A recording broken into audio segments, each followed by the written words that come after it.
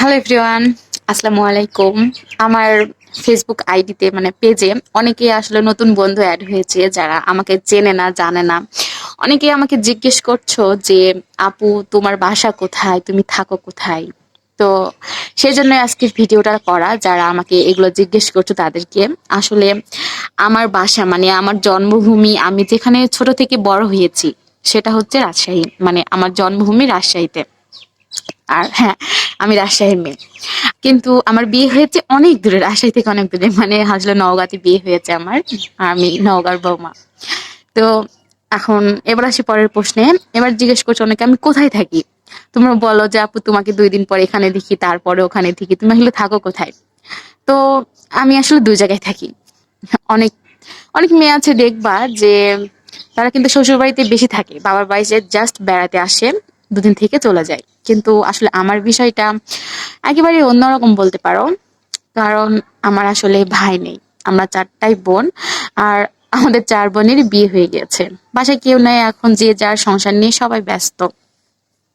তো আমার আব্বু আম্মু কিন্তু খুবই একা হয়ে পড়ছে। আর ওইদিকে আমার শ্বশুরের আবার একটাই ছেলে, মানে আমি একমাত্র ছেলের বউ।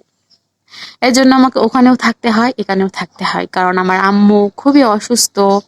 খুবই বলতে একেবারে অসুস্থ। আর সবাই আসলে আসছে, বড় আপু আসছে, মেজো আপু আসছে, কখন আমার ছোট বোন আসছে।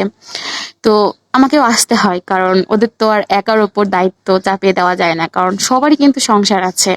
তো এই জন্য আমাকে আসলে ওখানেও থাকতে হয়। আবার আমার রাজশাহীতে থাকা বেশি হয়, কারণ এখানে যেহেতু আম্মু অসুস্থ, এই জন্য এখানে আমার খুব বেশি থাকা হয়। আমি শ্বশুর বাড়ি যাই, মানুষ শ্বশুর বাবার বাড়িতে বেড়াতে আসতে, আর আমি আমি আসলে শ্বশুর বাড়িতেই বেড়াতে যাই। এখানে আমার থাকা হয় বেশি। দেখা যায় যে এখানে যদি থাকি 2 মাস, শ্বশুর বাড়িতে গিয়ে 15 দিন থাকি, থেকে আবার চলে আসি।